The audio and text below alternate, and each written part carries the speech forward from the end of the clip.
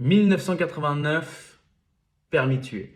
Alors, ça va être une année très compliquée pour James Bond parce que c'est plus le seul sur le marché des blockbusters avec en tête d'affiche.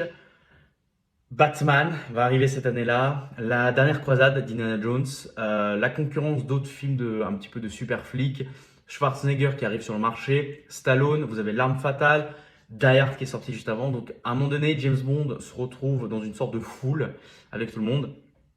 Et on va avoir ce film, Permis de tuer, qui est un film très sombre, qui est très différent par rapport aux autres. James Bond, en fait, assiste au mariage de son ami Felix Leiter, qu'on a déjà vu dans plusieurs films. Et en fait, juste avant le mariage, ils arrivent à arrêter un trafiquant de drogue, Sanchez, l'emprisonner, sauf que ce dernier s'échappe et se venge sur Felix Leiter et sa femme. James Bond, en fait, est fou de rage et en fait, il se lance dans une sorte de vendetta personnelle. Il est un petit peu licencié par le MI6, par M, mais il se lance dans cette poursuite et il se fait passer pour un tueur à gages pour se faire engager, se rapprocher de Sanchez et en fait un petit peu démanteler tout son empire. Alors, clairement, c'est un film très particulier dans la saga parce que c'est un excellent film, mais pas un James Bond de ouf.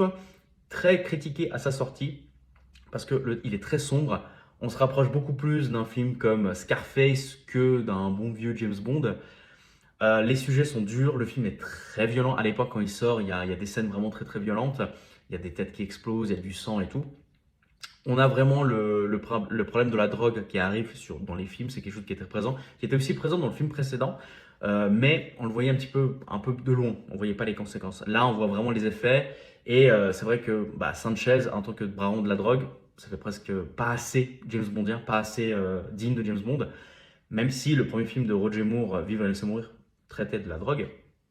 Mais voilà, on a un film qui a revu un petit peu dans le cœur des fans. Encore, c'était un film qui n'était pas très aimé, vraiment, c'était comme ça, on le laisse de côté.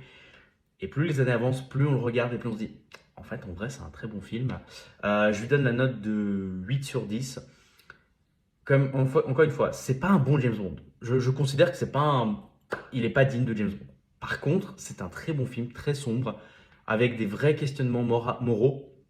Il y a des personnages intéressants, il y a deux James Bond girls qui sont très travaillées pour le coup. Vous avez un méchant emblématique qui vraiment est très sombre, très dark, qui est très, très cruel. Vous avez un Benicio del Toro qui était parmi ses premiers rôles, qui est juste impeccable en chien fou.